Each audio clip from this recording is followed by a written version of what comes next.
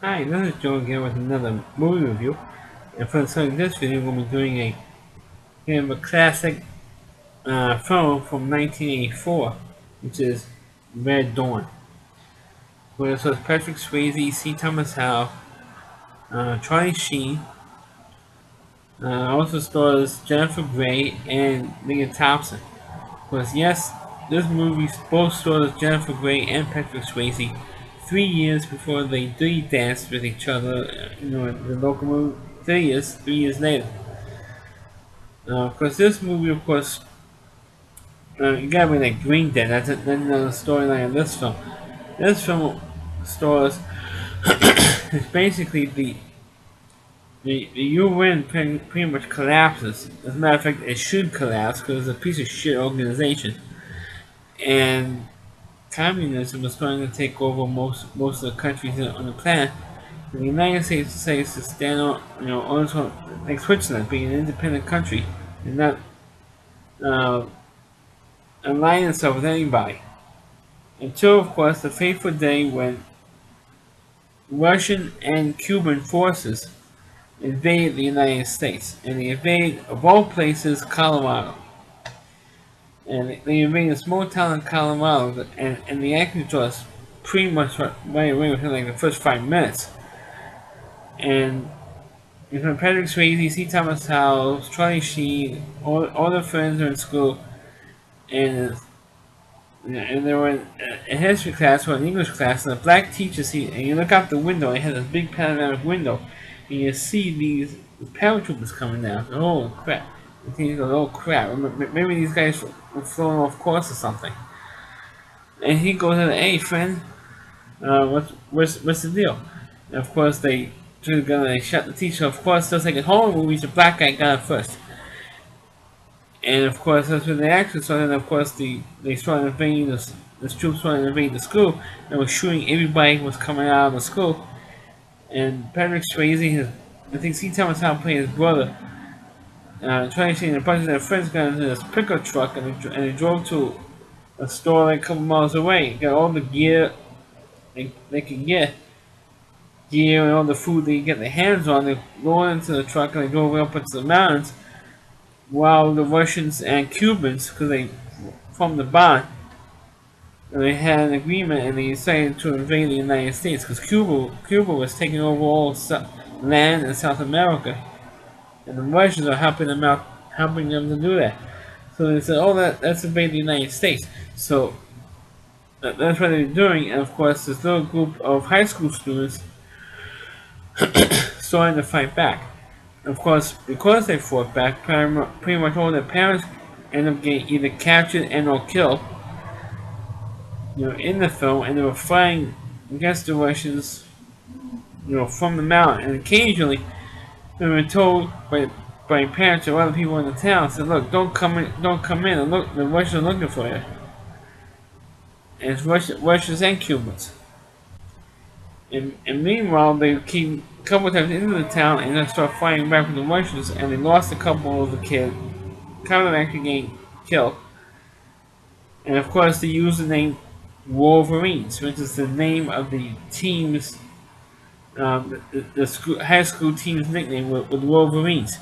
So every time they would win a battle and they would fight, or they push the Russians back, they would yell, Wolverines! Wolverines! The whole film. But it's kind of got tedious after a while. Of course, in the movie, the sad part of the movie is when Jennifer Grey does get killed towards the end of the movie. Which is, of course, it's, sad and kind of a bummer, and of course, that's what, unfortunately, is what happens. Uh, of course,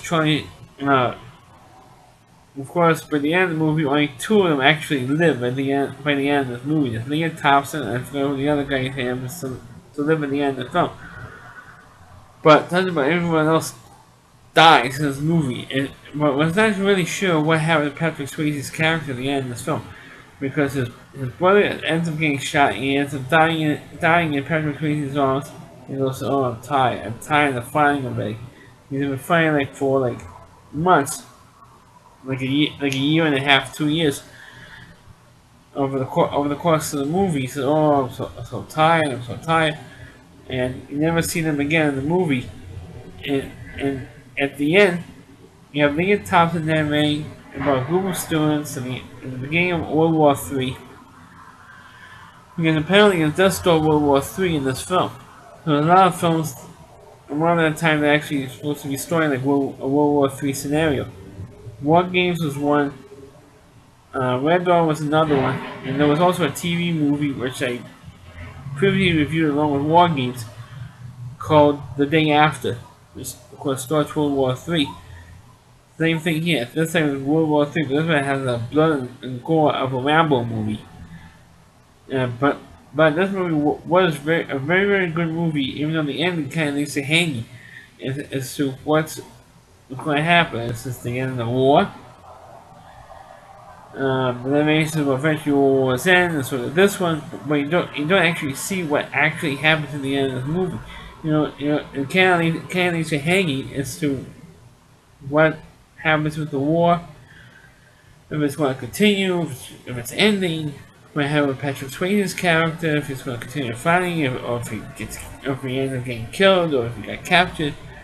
You really don't know. But you do know that some of the other characters in the movie, they did end up getting killed. Um, but you didn't really see it happen with Patrick Swayze's character. You never really saw it in the film. You saw Jennifer Queen dying. You see some of the other characters die, but not Patrick Swayze for some reason. And Patrick Swayze does do a damn good job in this film, along with everyone else. I thought it was a real terrific film. The remake, I know there was a couple years ago. There was a remake of Red Dawn. Unfortunately, never seen it, so I'm not going to compare the two films. I'm not going to compare a remake I never saw. But I felt that was always stick with the original movie. Always stick. And there is a remake of a particular film. Always stick with the original one's better because the original one is always the best one. And Red Dawn was very very good, and it also had great young actors in this movie. Uh, of course, you had all the people that I mentioned already. You had C. Thomas Howell, you had Charlie Sheen, you had Patrick Swayze, of course. You had Leah Thompson, you had Jennifer Grey. All of them were in this film, and each and every one of them did a good job in this movie. Of course, with Jennifer Grey, this is one of the few movies that Jennifer Grey has done. There wasn't a comedy, and you can see the same thing with Leah Thompson. Most of the movies were, at least the ones that Leah Thompson has done, were mostly comedies. This one wasn't. It was a very serious movie, a very dark in tone movie, because it was a very serious film from beginning to end, and it was a straight out action film. And unlike other films, like I'm thinking like the first Rambo movie, where it builds up to the action scenes. In this one, like in the first 5 minutes, boom, it hits you over the head with the action. Uh, that's what kind of makes it. It was rare at that time that the action happens within the first 5 minutes of a film. And this movie, as I recall, this movie is not even all that long. It's maybe an hour 35, an hour 40-minute movie. So despite its action all the way through, for the most part, it it hits you right over the head. It doesn't build up to a big action scene. Like it does in the Rambo movies or maybe Indiana Jones or stuff like that. This movie right away hits you over the head, and it was really, really good. They did a really terrific job in terms of setting up the suspense for the film. So you don't really, at first you don't really know exactly what the hell was going on at first. You don't see that people were invading the United States, and then you find out that it was the Russians and the Cubans helping invade the United States, which was really, really does help out when the film. And also, the thing that kind of becomes distracting in a way is that you see subtitles. Every time the Russians or the Cubans are speaking, you see subtitles at the bottom of the screen. So you have to read for a pretty good chunk of this film when those characters are talking, especially the Russian general and the Cuban guys and all that stuff. But in spite of that, I thought it was a damn good movie, even though it does kind of leave you hanging. It's like I said earlier, it kind of does leave you hanging on you know, what happened to Patrick Swayze's character. You really don't know, and you really don't know what actually what happened in this war. You really don't know. I wish they kind of went into that more. I wish you will find out what happened to Patrick Swayze's character in the end. I wish they did. Despite those problems, I do recommend watching the original Red Dawn movie. Even though, I mean, you could argue that it's dated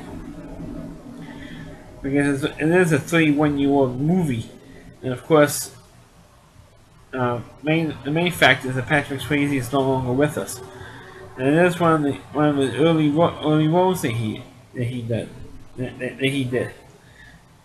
But like I said, he really carried the movie. Only Patrick Swayze's character did. He really carried the movie, along with everyone else. And I feel that each character in the movie did have that chance to shine in this chance to shine in the film, which is rare with an ensemble cast like this. It's very rare that you have each individual character have their own chance to commit to something to their characters. So that's my review of the movie Red Dawn. Please click on the video, please rate it. Feel free to comment on it. Please subscribe to my channel, and please forward this video onto your Facebook pages. And also you can check out all of my videos, not only on my YouTube channel, but also on my page, well, not on my page, but on the website that I contribute to, which is rowdyc.com. It's ROWDY.com. You can look at my channel on that website, which happens to be the main website for the Rowdy Reviewer, Christy Moore, and he and I do a great. He does a really great job on it, and he also has other contributors to his website as well. So you can check out all of his content. Not just his TV trash videos, but also all of his content as well. Thanks for watching. Catch you next time.